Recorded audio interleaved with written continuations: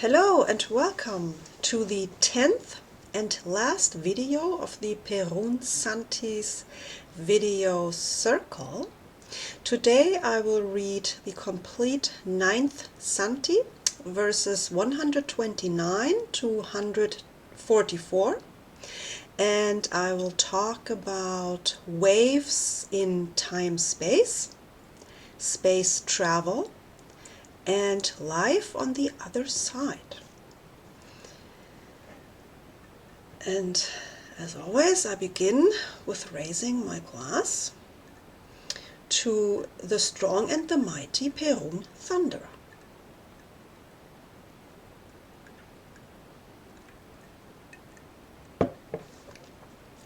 And here it begins. And the sage keepers of the roads that lead through the star gates asked Perun Thunderer, "Tell us, our wise leader, what is happening in great Svarga, and why have many gates to Makosh and Rada been closed? And the crystals of movement are not beaming anymore, and Sabina's circle has faded half of a quarter.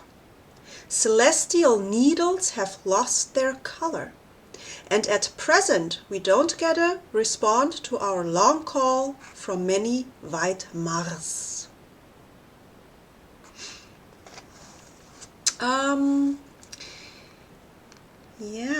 So long call. The Russian word for long call is Nyongodolny.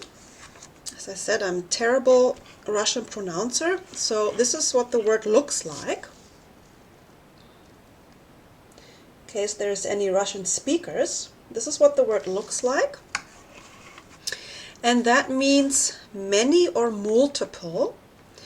And this is actually an ancient time measurement that equals 72 moments or mig.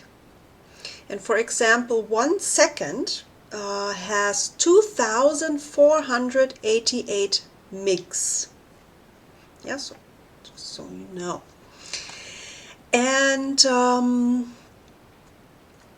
so they don't get a respond to their long call from many Waitmars. And I've talked about the Waitmars, Waitmar or Waitmara, and the Waitman or Waitmana.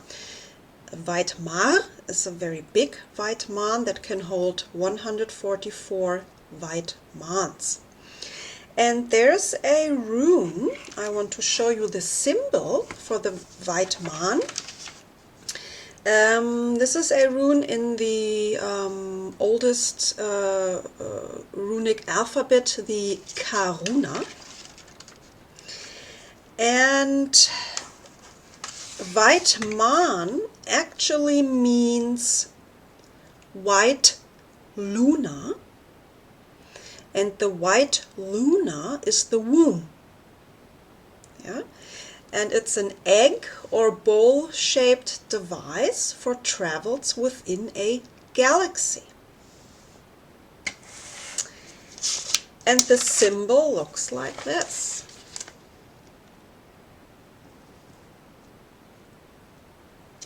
You have the English word, and the letters that we know, and the Russian word underneath, and the symbol. That's the Waitmana, the white luna, the womb for travels within a galaxy. Yeah, so crystals of movement aren't beaming anymore, and stargates have been closed. So that's the problem. And Perun, most wise, answered them, "Be advised, keepers of the stargates, great Asa is happening in Svarga, in Makosh, in Rada, in Swati, and in Rasa. Great battle is occurring. In this, light gods from Pravi entered into brutal battle with the alien enemies from the world of darkness Navi. They are defending the great Svarga and cleaning the world system by system from the warriors of darkness, from the world of darkness. From those spiteful enemies who turned blooming earths into dust, who spilled the blood of innocent creatures, and nowhere spared neither the young nor the old. That's why many gates have closed, in order that alien enemies could not enter the light worlds of great Svarga, and that the fate of Troara would not befall them. Troara, which once in Radha most bright illuminated the worlds with wise love. Now Troara is deserted and without life. The many-gate circle is torn apart, and on many needles have the mountains collapsed. And the ash of the fire lies 7 sashenis high. The same image, dismal, sad, I saw in Arkolny, on Ruta earth, which once before shined in bright Makosh. Stargates, fritted stone, celestial needles, roadside ash. Makosh and Radha, I've mentioned that before, are Aryan star constellations. Makosh is the big bear and Radha is Orion. And 7 sashenis high, the ash of the fires lie 7 sashenis high. That's an ancient measure of length, and 1 sashen is 213 meters and 36 centimeters, so 7 sasheni is about 15 meters.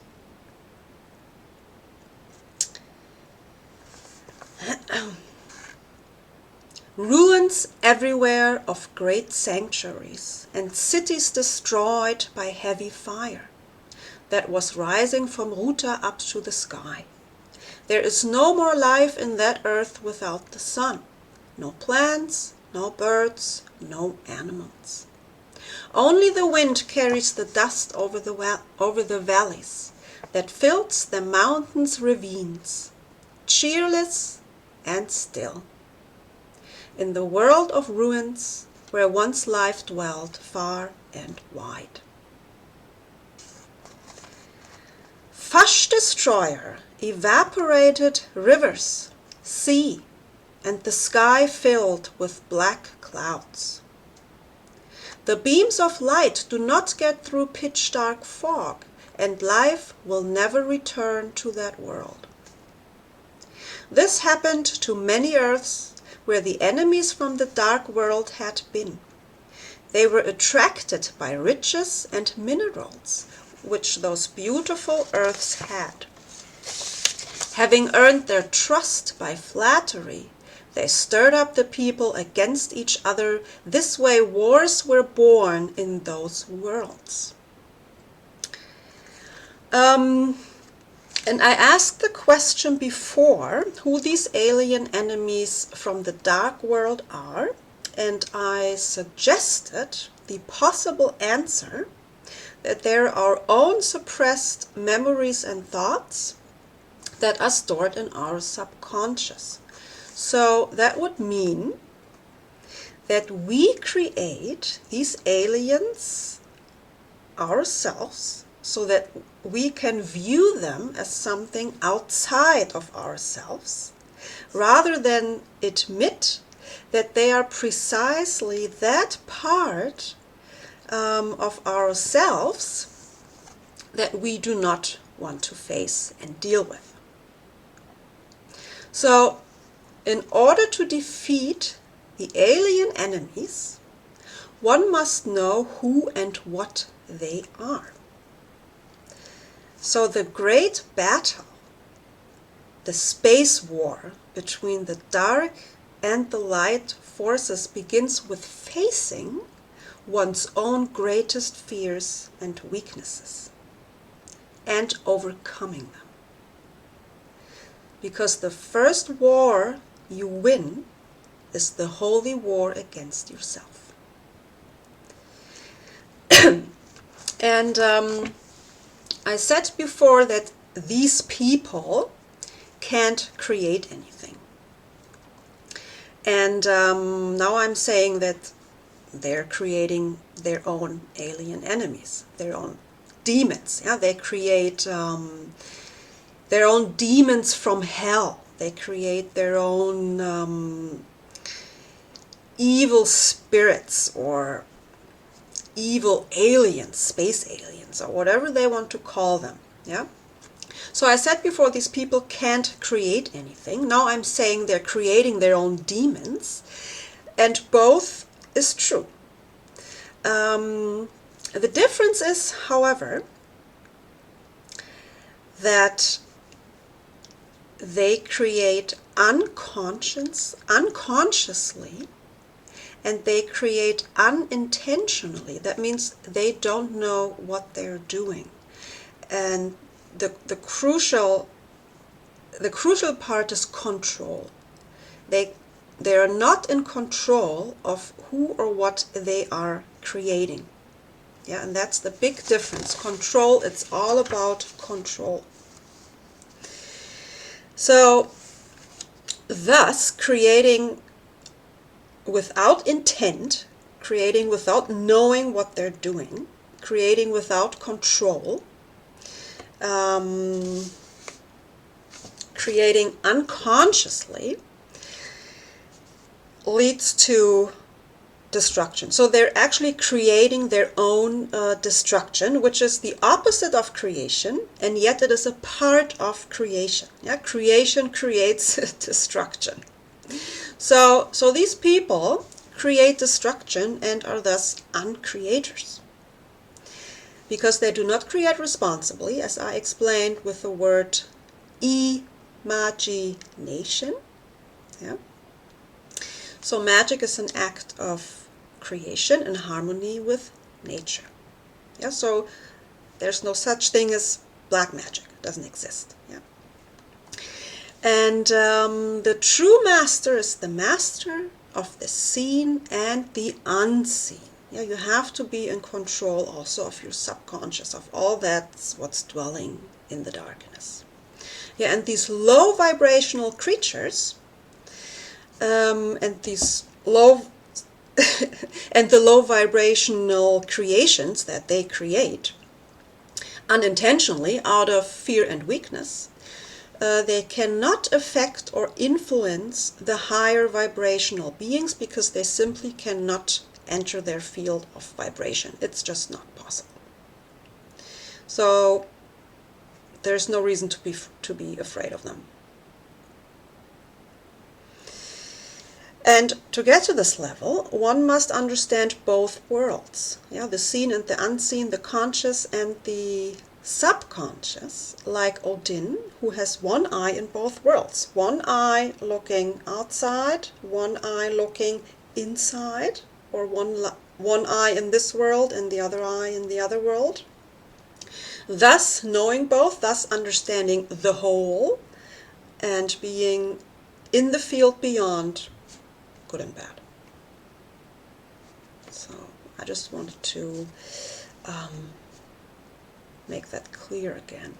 Okay, now let's proceed. We are now at verse 135. Those who remained alive after the end of the wars were irradiated with Siran or Tsiran or Ziran. And people lost their consciousness and will, and by the command of the alien enemies they extracted riches and minerals. And when those earths went out of riches, and all minerals were restlessly exhausted, all people were destroyed by the enemies, who exported everything they obtained on those earths. But to those earths where aliens were ousted, they sent Fash destroyer. And we've mentioned the Fash destroyer before, and now I like to show you the symbol, because Fash, Fash means flame. And this flame is the fire or the plasma that is the energy of creation. And it creates through purification, the destructive fire.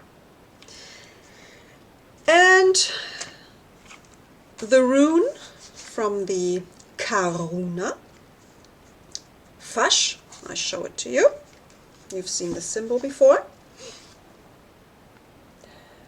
Now you have Fash, and below the Russian word, and you have the symbol for Fash, which means flame and represents the energy of creation, which is fire.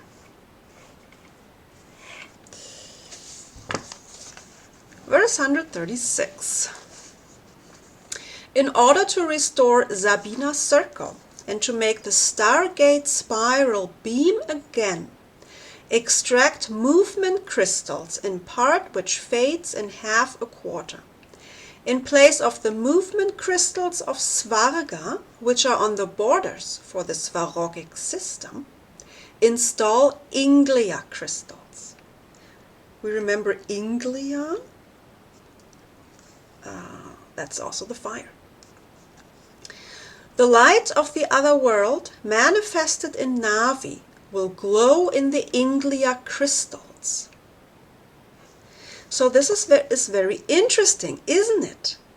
It is the light of the other world that will eventually lead to the restoration of the Sabina circle.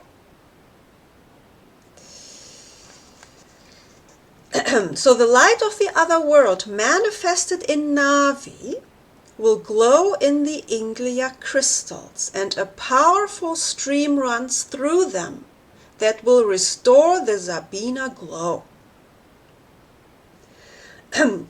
Okay, here was mentioned half a quarter, extract movement crystals in part which fades in half a quarter.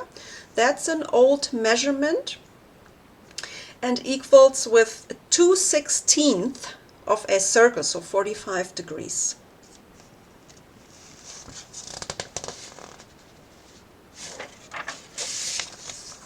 As the straight radiance of the spiral on Sabina's circle manifests in front of you, change the crystals once again to the previous state, because the other world will be open to you. Be advised, the light of the other world is harmful. It absorbs the radiations of the soul, and the mind fades in the radiation of the other world, unable to understand what happens with the soul. And the life of unreasonable, soulless creatures does not go to Svarga, but moves to hell. And there they pine in pitch darkness without knowing themselves nor what happened. Okay, the dog is outside whining. I'm going to let him in. Just a second. Simba, komm rein. Simba, willst du reinkommen? Na komm. Na komm. Hier, komm. Komm rein. Okay, I have to move a little bit. Big dog.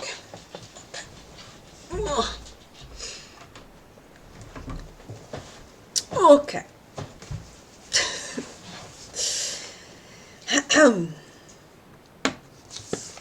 So, verse 138. So, be attentive in your deeds and don't tempt fate in vain.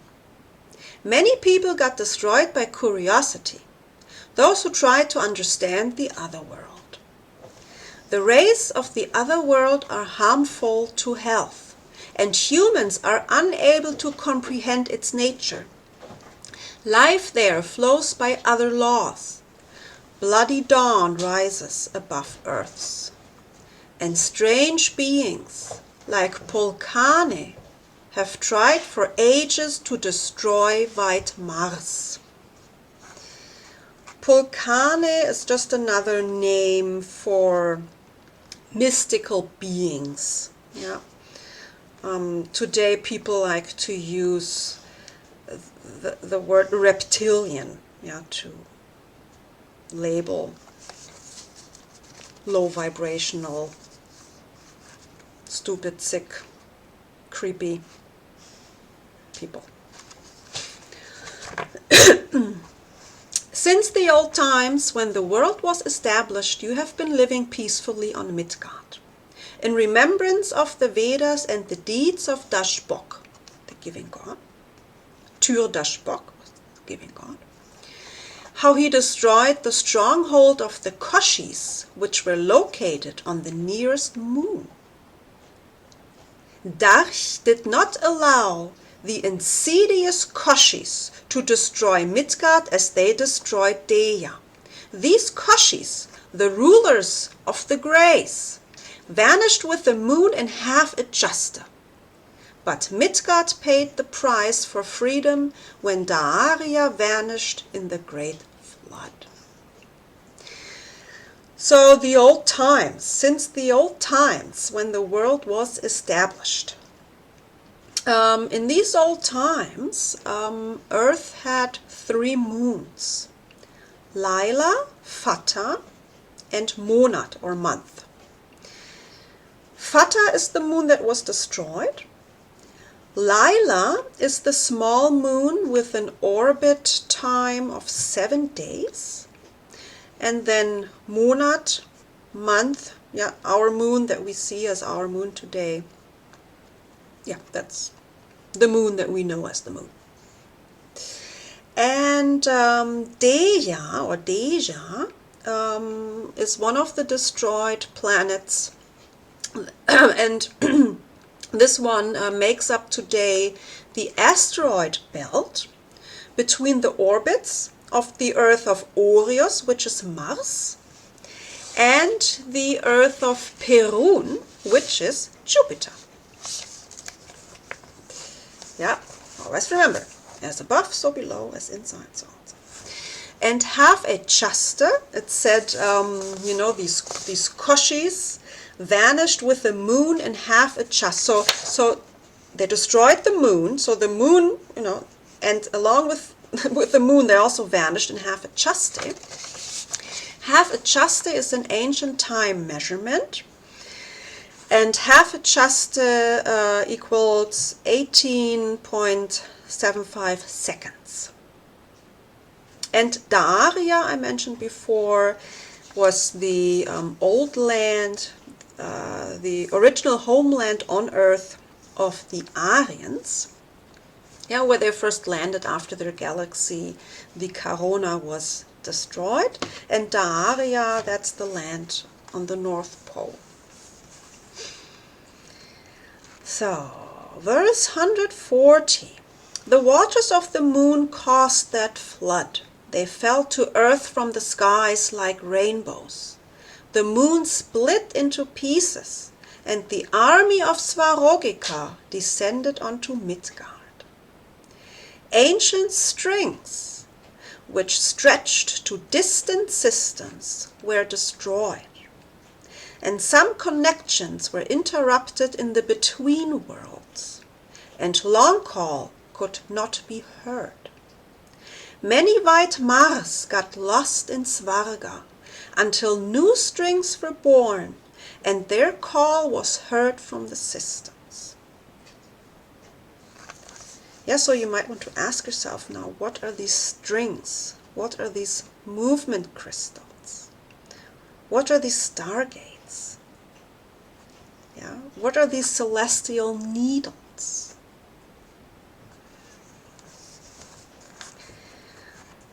The army of Svarogika,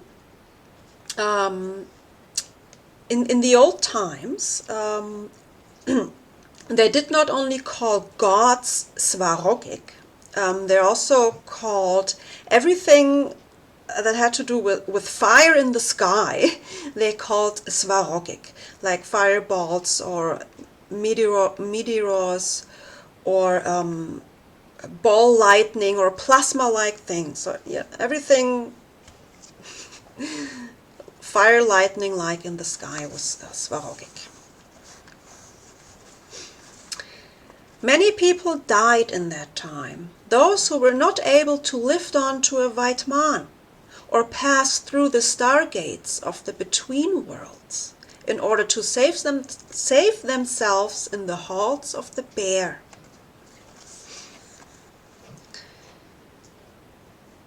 Again, the strings of systems are deranged, and therefore celestial needles have lost color.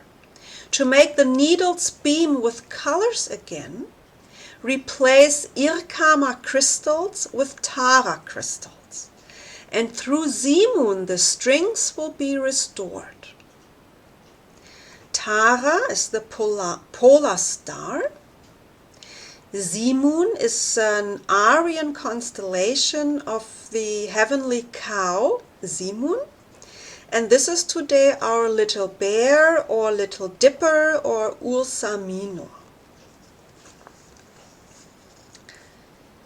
The celestial needles will beam once again, and white Maras will answer your call. The faith in the success of your glorious deeds is most important at this time. When deeds are fastened with faith, what can hinder these deeds from happening? Only in communally created work you will bring glory to your kins. Only by uniting all kins by ancient faith, you will defend your beautiful Midgard. Ancient connections will be restored again, and ancestors will answer the calls of their descendants. Aliens will not be able to prevent this, for they will be exiled from Svarga to hell. But remember, people, the enemy is vindictive and just pretends not to care about Svarga. And out of eyesight, far away, he hides. Where do they hide, do you think? And invents a weapon of revenge. They do not know honor and heavenly truth, for their hearts have no conscience. Aliens have destroyed many earths in different systems of Svarogik circle. Black envy darkens their minds when they see the prosperity of others. Envy, deception, desire for another's, that is their objective, even in hellish world. Yeah, so if you're an asshole here, you're also going to be an asshole there, yeah? Because you don't really change. And that is why the aliens try to conquer everything in Svarga and between world. People of the great race, remember everything I told you in this beautiful evening. This knowledge shall not be useless for your descendants. That is of importance.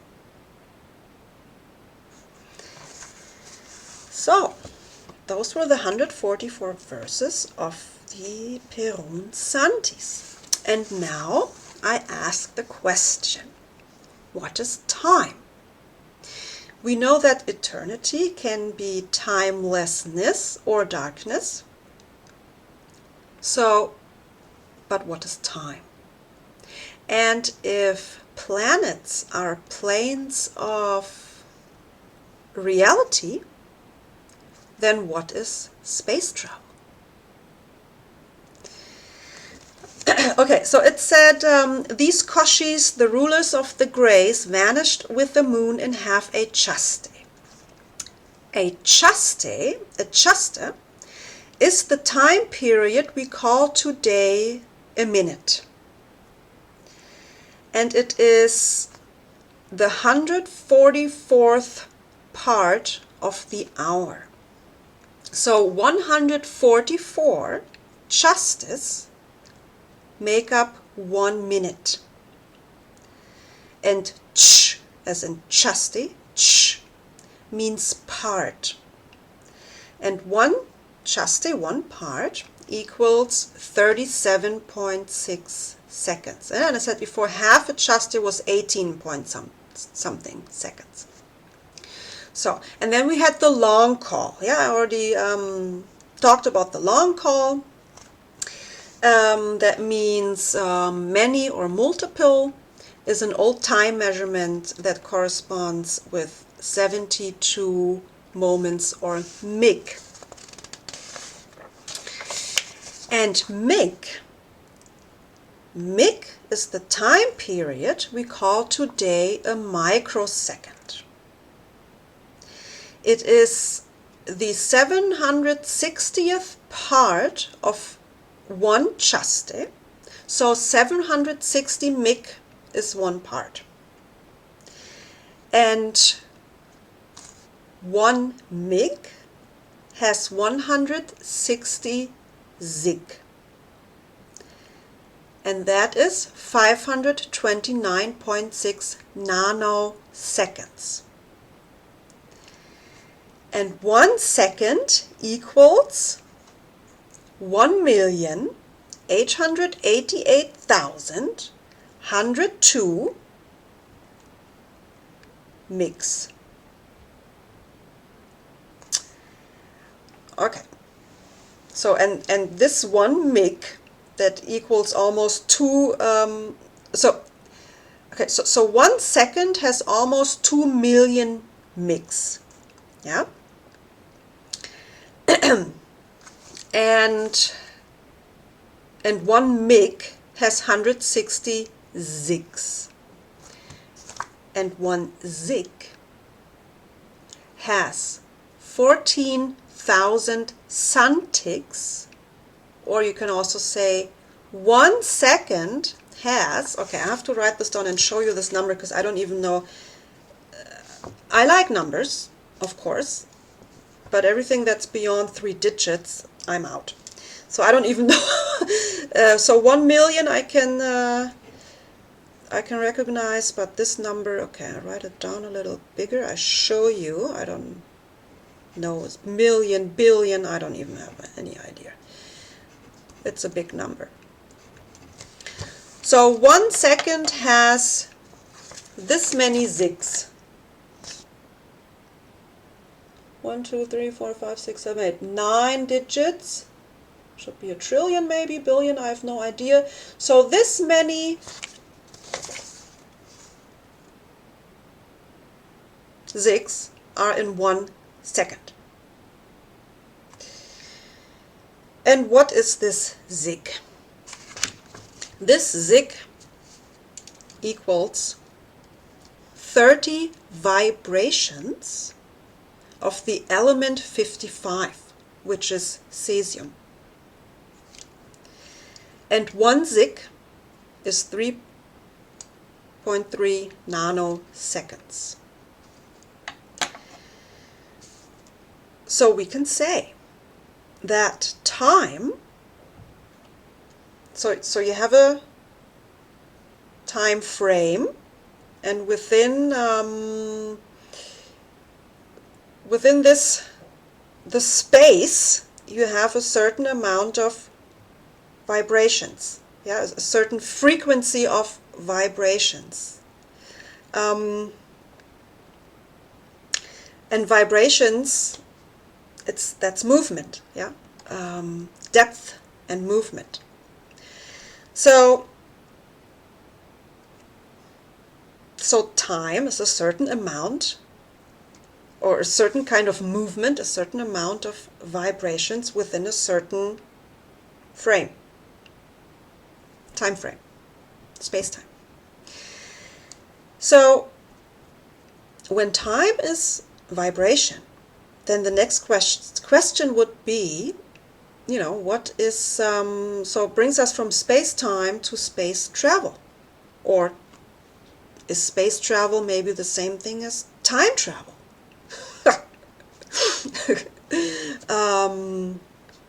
Because travel is movement within space, right? That's what traveling is. So, and we remember the Rainbow Bridge being a sound bridge, a bridge made up of vibrations, yeah, and you had to match these certain vibrations in order to cross the bridge. So we know that with vibrations you can move within space.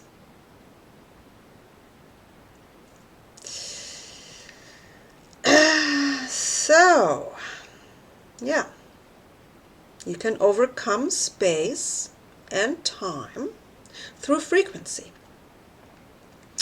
And this overcoming of space can happen instantly. This is what the Zik rune, because there's a Zik rune in the Karuna, tells us. I showed you the Zik rune before because it's the same symbol as in the 18 symbol Futork, which I use. This is the Zik or Sol rune of the 18 symbol Futork. And the Zik rune in the Karuna is the same symbol, looks the same. And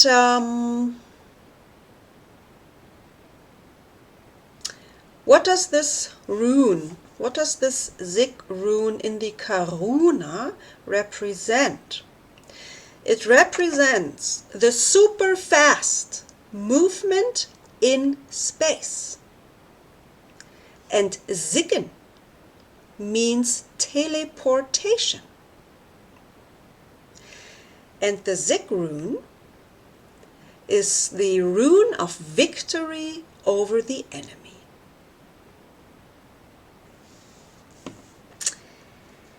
Now we move on to life on the other side. An elder man who is very dear to me, I just call him my other dad. He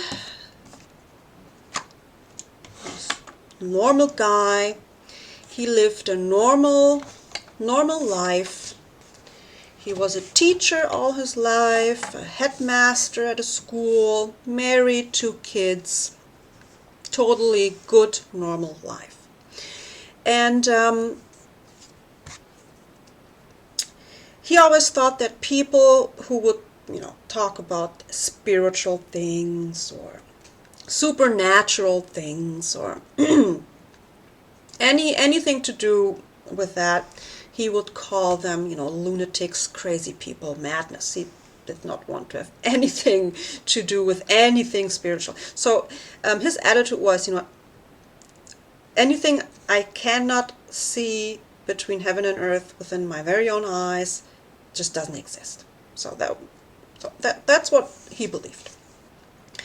And then a few years ago, I think it was around 5 years ago, and I noticed the other day that a lot of things happened 5 years ago. The time around 2012, 13, 14. So, very interesting time. So anyway, he went with his wife on vacation to Brittany, France, and they visited Karnak.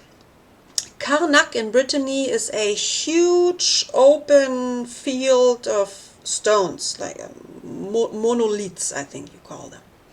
And it's open. Everybody can go there. It's just there. It's huge, huge. And they visited this place. They walked around between the stones and so. And the very same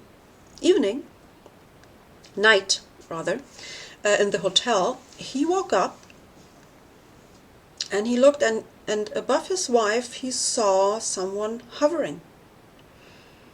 And he, closed his eyes, shook his head, looked at it, it was gone. So that, okay. So the next day he thought, okay, that was a weird dream. And he told his wife, I had this dream, there was somebody hovering over you, and he was just sitting there in the air, and so, crazy dream, right? Yeah, but that was just the beginning, and ever since that night, he would see these people. And you might have seen the movie The Sixth Sense, and I can tell you that this is actually reality. So anyway, so he kept seeing these ghosts, yeah, or spirits. And he could only see them in a certain light, like some kind of a twilight. He couldn't see them in like broad, bright daylight. It had to be some kind of a twilight. And anywhere he went, he saw all kinds of different ghosts all the time. And in the beginning, he just kind of tried to ignore it. Yeah, because he didn't believe in any of this stuff, so it couldn't be real, right? So he was trying to ignore it. But then came a point where he just could not ignore it anymore, because he just saw them all the time, everywhere. And so there came a point where he had just to say, okay, I can actually see ghosts, I guess, yeah? And at that moment, his whole world view, his whole mental construct, his whole concept of the world and of life came crumbling down. Yeah, like building 7. It just just came down totally, and so he stood there before ruins of the world that he thought was real. Yeah, everything got turned upside down. So he became really depressed. She thought, this, this can't be. So he was kind of shocked. He was depressed, and he just did not know what to do with it. And then the next stage was, okay, I have to do something about this now. This can't go on. I have to try to make this all go away. So he went to all kinds of doctors, hoping they would just give him a pill and it would just, all go away. This whole nightmare would just be over with. So, of course, that did not happen. And then, so then he said, okay, well, I guess I have to deal with this, right? I mean, it's not going away. Nobody can help me with it. So then he started to kind of, deal with the situation. And he started to, inform himself of these things. And he started to get in contact with other people, who have the same gift, I say. And he read a bunch of books, and he gave me these 2 books that I will read out of now, by David Drew. This is David Drew in younger years. This is his first book, Stairway to Heaven. And the funny thing, this David Drew guy lives almost right around the corner from my other dad. So they're almost neighbors. Well, they live out in the countryside, so around the corner, still have to drive your car for maybe an hour, but it's kind of around the corner. And then he has a second book. This is him in older years, The Other Side. And this David Drew, he has been having imaginary friends all his life. Ever since he was a boy, he could see spirit. And I chose a few parts that I will read to you now out of these books, so that you get an idea what life is like on the other side. And I will leave a link down in the description to a YouTube channel where you can see some videos of David Drew in action. because he's not active anymore today. He's older and he's not feeling good. He's got an illness, and so he's not doing his performances anymore. But yeah, if you want to see him in action, I'll leave the link. Okay, so first part I'm going to read to you is out of his first book, Stairway to Heaven, about the spirit world.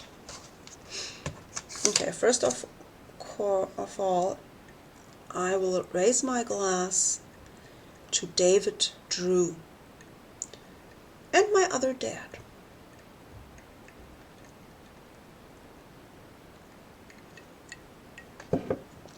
Okay. In the spirit world, there are many planes of existence, and the manner in which you have lived your life on earth determines which of these spiritual planes will be your home. The higher the plane, the more pleasant the environment. If you have lived a truly spiritual life, then you will go to a higher spiritual plane than if you had been wicked. But no matter which plane you find yourself on, you can, by learning and understanding, earn the opportunity to progress to higher levels. At this point, I would like to clarify that when I speak of high or low spiritual planes, I do not mean to say that these places are up in the sky or down in the ground. I use these words merely for ease of understanding. The various planes are dimensions apart, on different vibrations, like radio channels. When you're tuned into one station, you can't hear the others. People often have difficulty in relating to this, and so I try to use simple terms which people will understand. Your initial destination will be no man's land. From here you will... Okay, I think I have to have another little drink. I have a dry throat.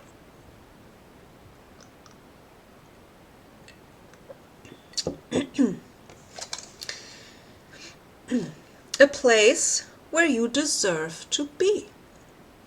Each level higher than the earth is a better, more spiritual place. The next plane up from the earth is sometimes referred to as the astral plane. Here the minds of people still tend toward the material, rather than a spiritual level. For this reason, they may well live in houses and wear clothing, much the same as they did on the earth. These things are created by the very real power of thought. There is no language barrier here because there is no speech as we know it. People on these planes communicate using telepathy or thought transference. It would be impossible for me to describe in earthly words the beauty of these lands. You could not imagine such wonders. This place is like nothing you have ever seen on earth. In a finite mind, it is hard to understand that there is no time or space as we know it in the spirit world. Time and distance are very different here, and you can travel what we would consider to be great distances in an instant, all with the power of thought. All things, however, must have an opposite. How could you appreciate light unless you had known dark? How would you appreciate vast unless you had seen tiny? How could you know what was good if there was no bad? All things have an opposite. And if you can be promoted from the earth to higher, brighter planes, so then you can be demoted down to what I describe as the dark gray pits. This level is lower than the earth plane, And you may be surprised to learn just how many people fall through that trap door straight down to this dark, gray, miserable realm. Here you see those who have not lived spiritual lives, wandering around, heads bowed low, reaping the effects of their sinful lives. If only people on earth could take a glimpse into this cesspit, I know they would change their lifestyles. Would you believe that the number of people who go down to the pits upon passing is far greater than those who float up to the high spirit realms?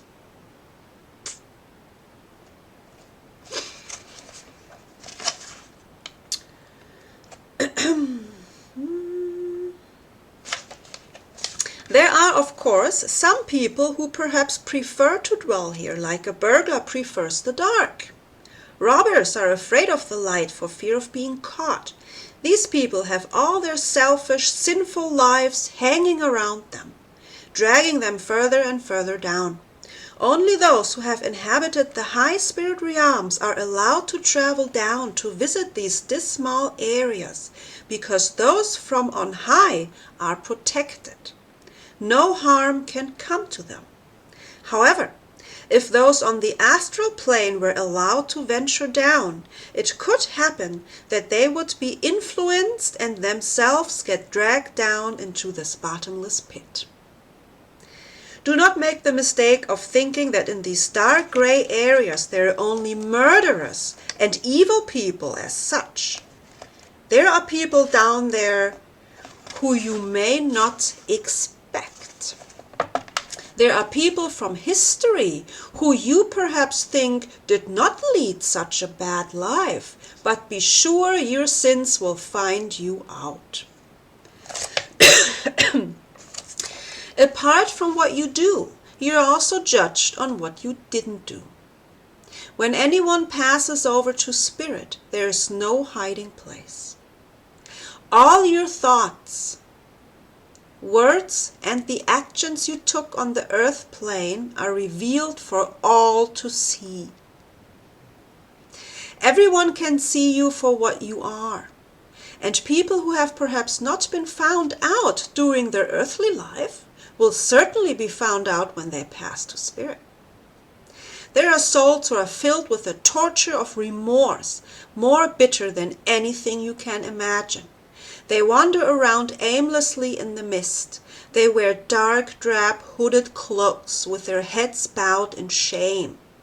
If people could only visit these places and see the areas that I am trying to describe, they would most certainly change their ways. Some of those in these dark realms repent and regret their actions. As I have said, progression is open to everyone, not least these poor, unfortunate souls.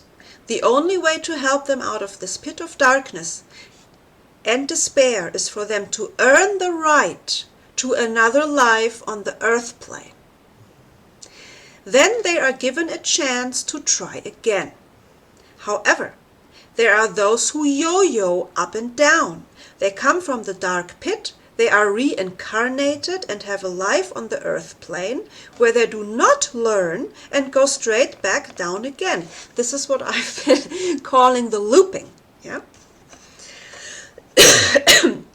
Up and down, I have seen these people go because they are having difficulties in grasping simple lessons and basic spiritual truths.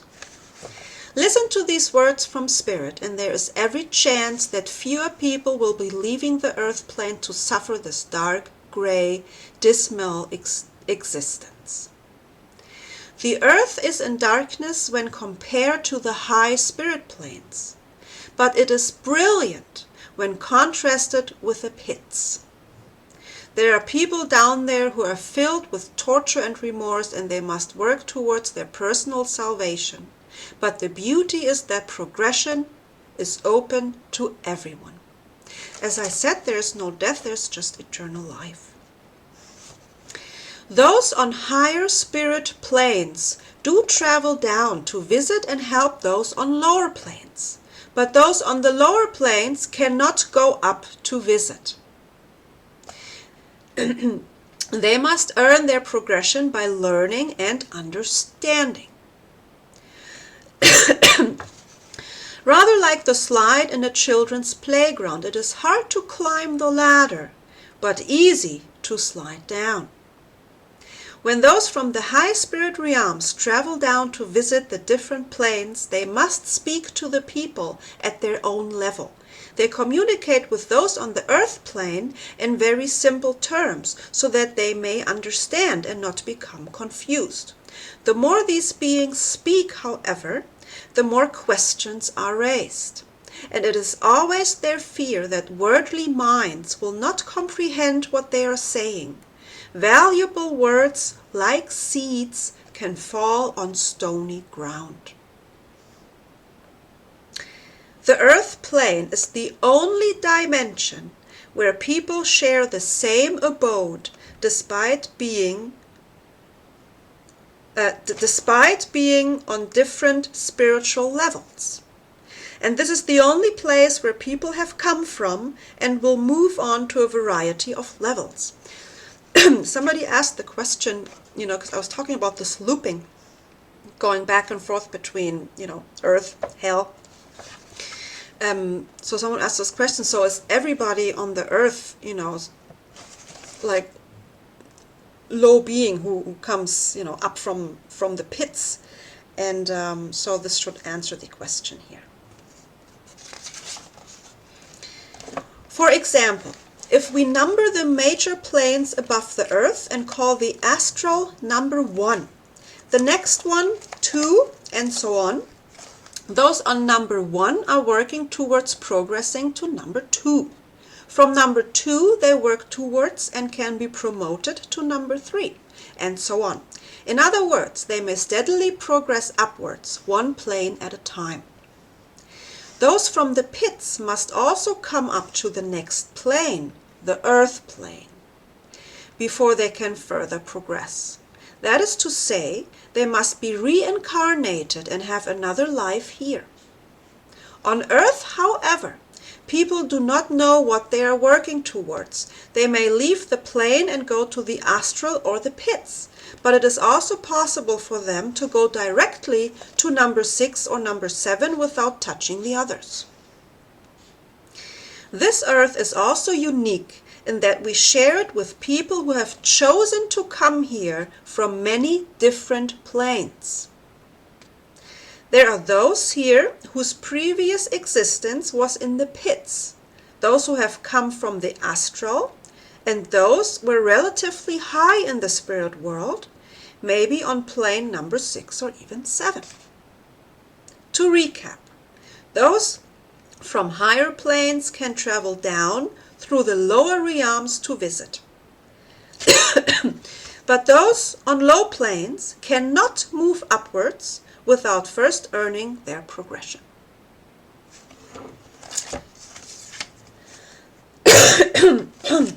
So the next part I want to read is about your higher self. I would like at this stage explain a little about the mind. Let me make it clear that the mind and the brain are not one and the same. Your brain is a physical organ which is part of your earthly body. When you die, it will decay. However, you have a mind and a spirit which make up your real self. While the physical body and brain are mortal, the real you is immortal.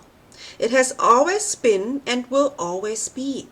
It is simplicity itself. Your physical body has a brain, your spirit houses your mind. Throughout your life, everything that you experience is registered by your brain, which transfers all the information to your mind via the silver cord. The silver cord, that's the connection between your physical body and your spirit. Throughout your life,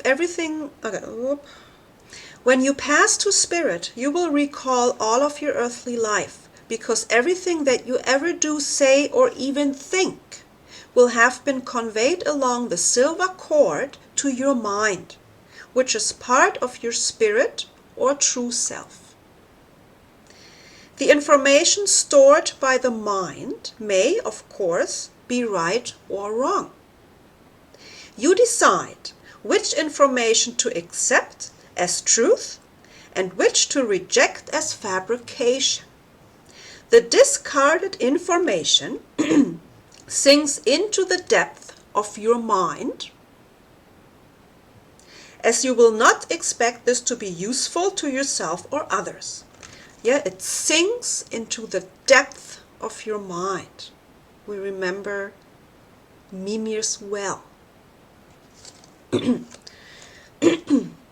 The information kept to the forefront of your mind is what you consider to be goodness and truth, which hopefully will be useful to you. To accept or reject the wrong information can be quite disastrous. So as I said before, you decide. You're not only creator and creation, you're also the judge and the judged. You decide what is true and what is not true, and then comes the crucial point. Did you recognize the truth negator? Were you able to see through the illusion? Yeah. So, next part I want to read from the chapter about astral traveling.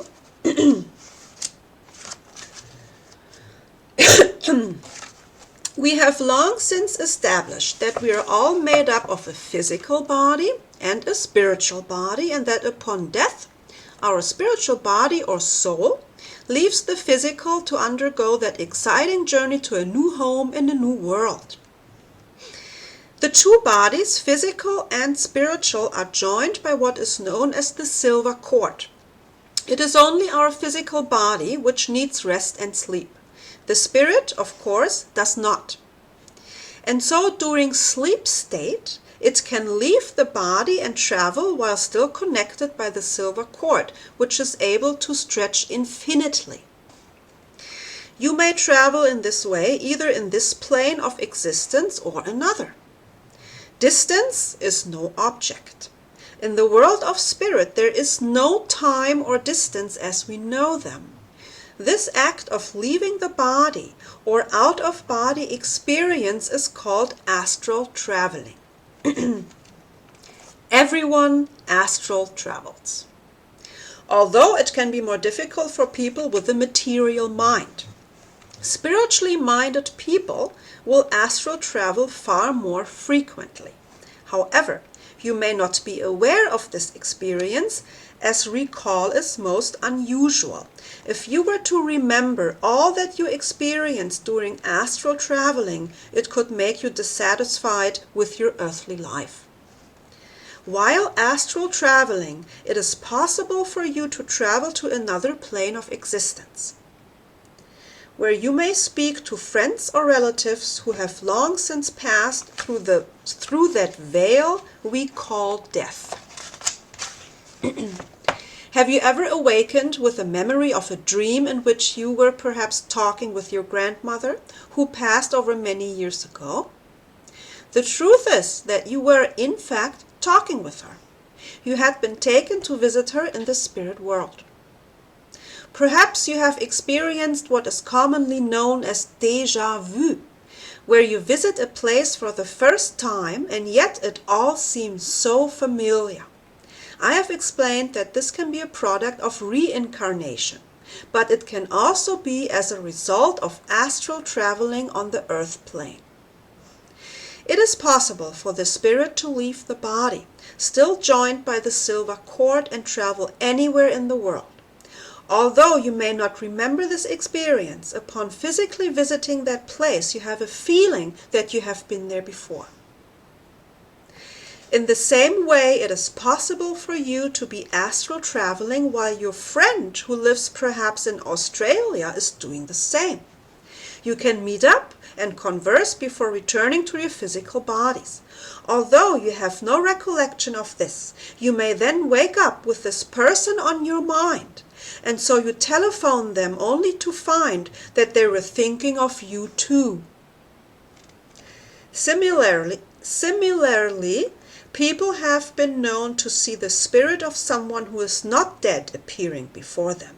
This sounds incredible until you realize that this person is astral traveling, probably without realizing, to visit their friend or relative.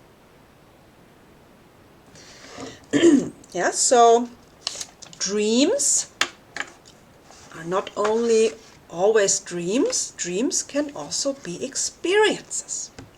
Now I'm going to read a few parts out of the other book, the other side. The one he wrote more recently. And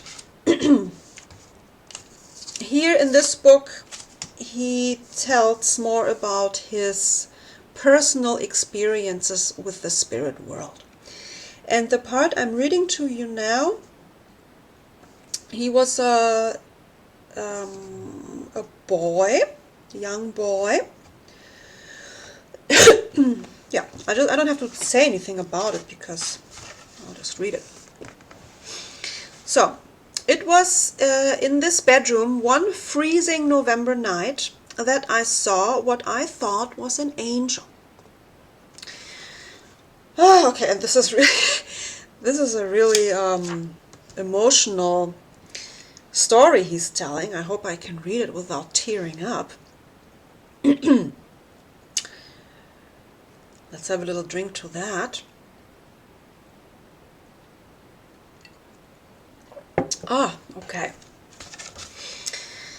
So, that I saw what I thought was an angel. Mom always left the landing light on and the bedroom door open just a crack so that it shone in, but I loved the dark. There is something of the spirit in the still velvet blackness. I'm tearing up already. So. Now that I didn't have to share with my brother, I was free to shut the door tight, lie back and just enjoy the peace. I was beginning to relax one night, my icy feet thawing beneath the covers, when a silent flash bathed the tiny room in a golden light. At the center of the light, just in front of my wardrobe, was a beautiful young woman with blonde, shoulder-length hair and clothes that twinkled silver. I could look right at her without being dazzled. No wings. Maybe not an angel after all. The ones on the Christmas cards always had wings. Her face was kind. She smiled at me in silence for some time before she spoke. "I'm your sister." She paused, then added, "Patricia." This was a lovely lady, but she was obviously mistaken, perhaps in the wrong house. I ventured to correct her in my Sunday best voice. "I am very sorry, but I haven't got a sister called Patricia. I have got 2 sisters, Helen and Annette, and a brother. My name is David." Her knowing smile widened, and suddenly the room was dark again. The next morning, I dawdled downstairs, following the steam and chatter, to find Tim at the breakfast table, already writing his name in golden syrup on porridge, and Mom warming my shirt by the oven. I had just begun my own signature when I remembered my night-time visitor. Mom stood behind me, busy at the cooker.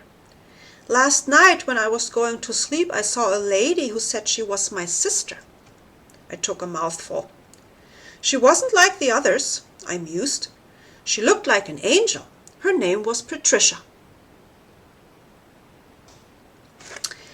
Tim, who had been disinterested in my story up to now, was suddenly looking over my shoulder, spoon poised at the back of our mother's head.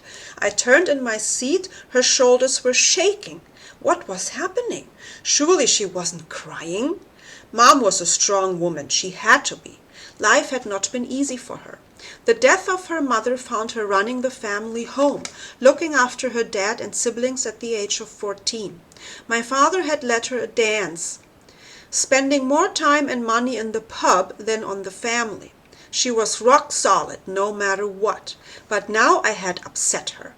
I had shaken the unshakable, and our foundations were unexpectedly crumbling around us. She took a tea towel from the counter, sank into her chair by the fire, and sobbed like her heart would break. Tears began to well in me, too. What had I done? We finished our breakfast in silence. Tim was wide-eyed as he passed my balaclava. Balaclava, I don't even know what that is. We shouted awkward goodbyes and began the walk to school. My steps were heavy and my mind elsewhere. I didn't realize how much my seeing people upset Mom. Was she really so worried? Something I said had made her sad. I couldn't bear it. Why was I like this? I decided to turn my back on my spirit friends from now on and be normal. I did try, and for a while, and almost succeeded. But ignoring every third person you encounter is not as easy as it sounds. And in the end, I couldn't maintain it. I suppose you would call us latchkey kids. When we let ourselves in that night after school, Tim took the task of peeling the potatoes while I consulted the note on the table to receive my directions. Peel the potatoes and put them on to boil. Put the sausages in the oven. Gas 5, will be home around 6. Mom. I lit the oven before collaborating with my big brother. I was hoping for some theories as to what was wrong with Mom, but he was as confused as I was by her reaction. I couldn't help but wonder what kind of reception I would get when she got home. Would she still be sad? Angry? Maybe she had forgotten all about it. We decided to lay the table and hope for the latter. Just after 6, she came home looking shattered. Throwing off her headscarf and coat, she checked the cooker before calling us to the kitchen table. I need to tell you something, boys. She spoke slowly without interruption. Before you were born, I had a baby girl, my firstborn, but she was born dead. They call it stillborn. There was a pause as we took it in. She was beautiful. Now the tears came, but this time with some control. I guess she had probably been crying all day. I held her for half an hour before they took her away. We had a little ceremony in the hospital. She looked me square in the eye. We named her Patricia.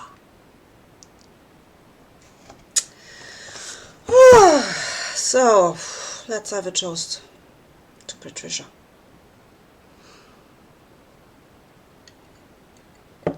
Oh. Okay. So the next part I'm going to read is where he meets someone very, very special. One such evening, whilst sound asleep, I was startled back to consciousness by a loud crack and an explosion of light. It filled the whole room and shimmered from floor to ceiling. Assembling my wits, I dragged into focus an enormous shape at the foot of my bed. And for a moment or two, I was unsure if I was still dreaming. As the figure spoke, my eyes adjusted to the light and my jaw dropped. "Good evening," the voice boomed. "I am Blue Cloud." Is that even a name? I decided not to ask. I have never seen such an imposing man in all my life. Alive or dead, here was a man to be reckoned with. His face bore deep furrows and was almost gray in color. A magnificent feather headdress of colored light trailed around him, down from the ceiling, past his bare chest and suede trousers, stopping just short of my bedside rug. I peered out from my blankets, and as I thought back to cowboy and Indian games, hoped the big chief had come in peace. I could not begin to imagine why such a character would want to visit a 10-year-old boy in the West Midlands, but I was not prepared to question such a commanding presence. As he spoke, I realized that this was certainly no dream. I am here to help and guide you in your life's work. His arms were folded and his expression stern, but he radiated such a feeling of love that although I felt a little daunted, I was not afraid. "Thank you," I managed, with absolutely no idea what he meant. "Everyone's asleep." I hoped he might take the hint and keep his voice down. I was sure the family would hear and burst in at any moment. He bowed his head. There was an awkward silence, and I felt that since he had taken the trouble to come, I should say something. Has it been a long time since you were on Earth?" I stammered. I wasn't sure of the proper way to word this, and tried not to say dead, in case he took it as an insult. Here was a person I did not want to upset. The big man raised his chin, eyes cast down, and turned his head to profile. Expanding his chest, he drew himself up to what seemed like 10 feet. "I passed in 1647, age 124. His expression remained serious. I eyed him suspiciously. He looked about 60 to me. "I have been with you for a very long time, many, many years. I am only ever a thought away." There was a blast of cold air, and the room returned to darkness. He was gone, like a genie disappearing back into the lamp. And this blue cloud is David Drew's spirit guide. So every person on earth, everybody who comes here to live a life on this plane, has a spirit guide. And this spirit guide is with you from the moment of birth to the end. Like your whole life, all the time, you have one spirit guide that is always, always, always with you. And then you have different guides that come and go, according to what kind of lesson you're learning, or, whatever's going on. So different people come in with, different skills, whatever, to help you in different situations. But you have this one spirit guide that's, there. So, and this blue cloud is his spirit guide. And it turns out that when Blue Cloud was on Earth in 1647, he passed. So he was in over 100 years, so 15 till 1647. David Drew was his spirit guide back then. So these two, they do go back a very, very, very long time. So and now the last part I will read to you is about so David Drew. So he would do like live performances where he would answer people some questions and tell them what the spirit world is telling him about them, to whatever. And so this is one part, and the other part was healing. He did also spiritual healing. So, and now he is talking about, "One morning, as I welcomed my first healing appointment of the day, I noticed a new doctor.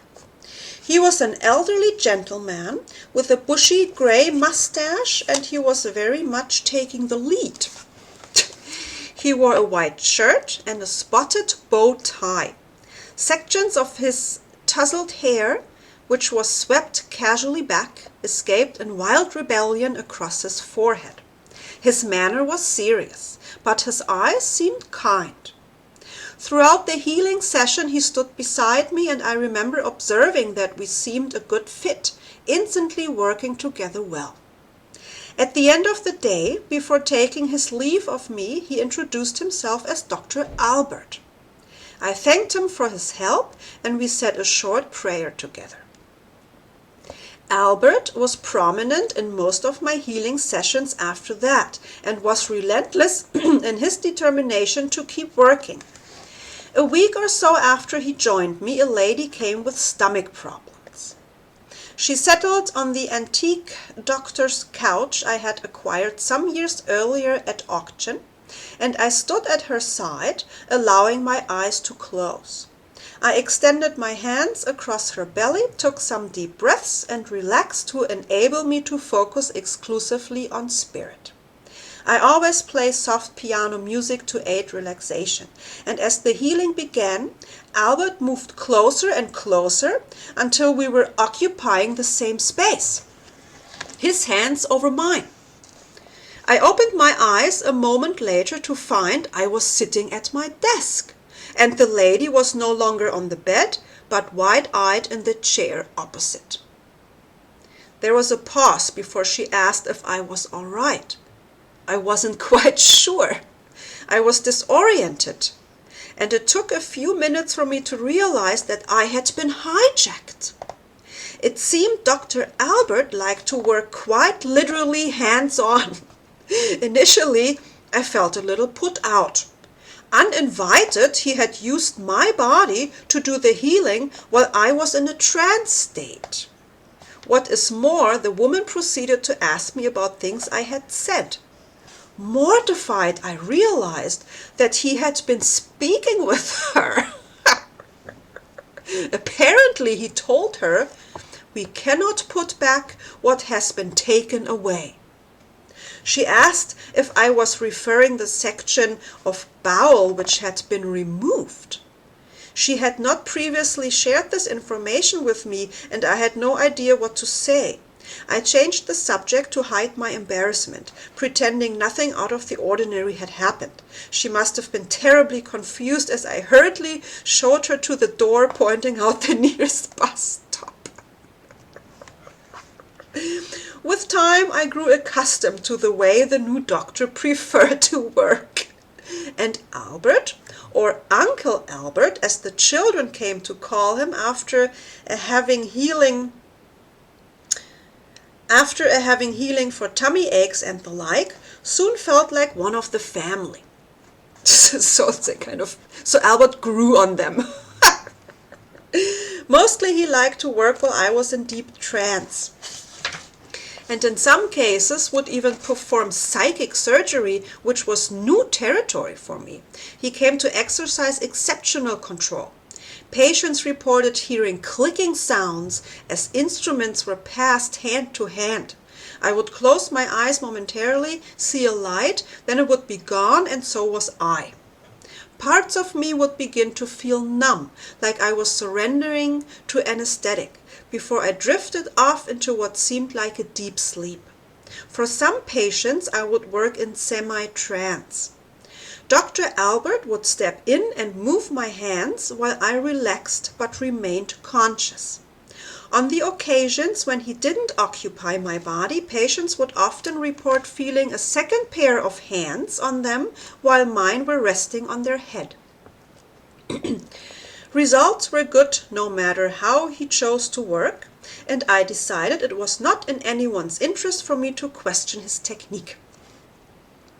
A few weeks later at Royals, a lady medium was in the audience. So now he's talking about one of his performances he's doing. When I had finished the talk, she approached me, bearing a pin and a very strange message. "I have been looking at a man standing next to you. I am sure it's Albert Schweitzer." I tried not to look obtuse. Although the name was familiar, I had no idea who Albert Schweitzer was. I took a sip of my beer and cautiously confirmed I had a doctor in spirit called Dr. Albert who helped with the healing.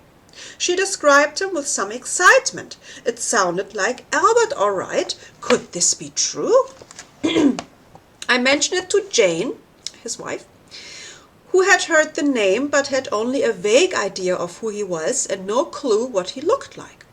I wanted to ask him if this was true, but my enthusiastic new doctor was suddenly conspicuous by this absence. Was suddenly conspicuous by his absence. I casually asked around to see if people had heard of Albert Schweitzer without revealing the reason for my interest. An old man in the local pub mentioned that Madame Tussauds waxworks on the promenade housed a likeness of him in the medical section. That weekend I took the family. We skipped over Michael Jackson and Jack Duckworth, and at last there he was. Albert was looking back at me from a display about the hospital he built in French Equatorial Africa. The plaque said he died in 1969. It was 1965.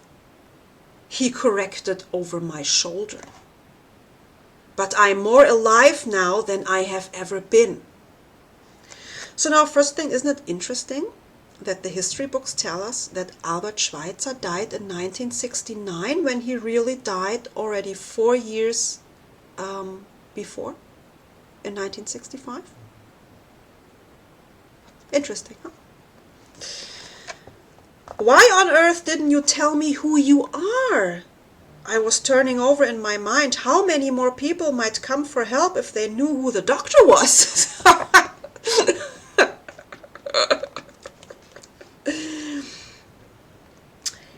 It is not the worker that is important, but the work the worker does. And on that note, I will end this series with the words of Albert Schweitzer.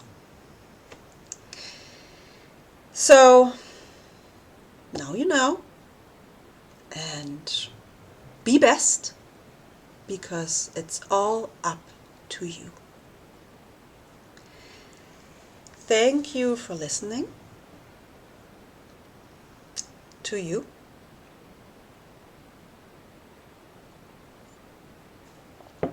And good luck.